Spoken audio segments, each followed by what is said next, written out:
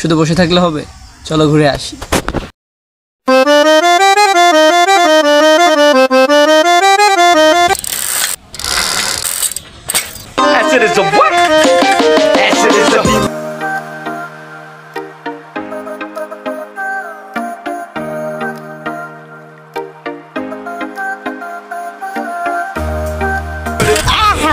আরে দুঃখ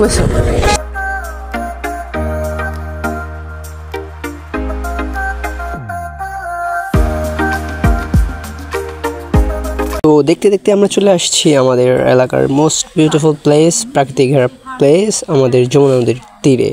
আর এটাকে আমরা বলতে পারি একটি ঘাট, অবশ্যই এটি একটি ঘাট, বলবো কি এটা তো একটি ঘাট।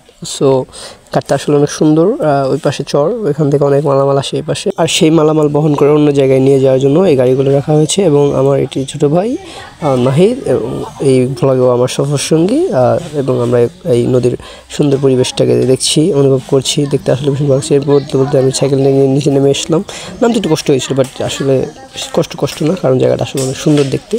সো এই সুন্দর জায়গার কাছে আমাদের এই কষ্ট কোনো কষ্টই না, আসলে জায়গাটা অনেক ভালো। সো দেখা হচ্ছে নেক্সট ব্লগে, তখন ভালো থাকুন।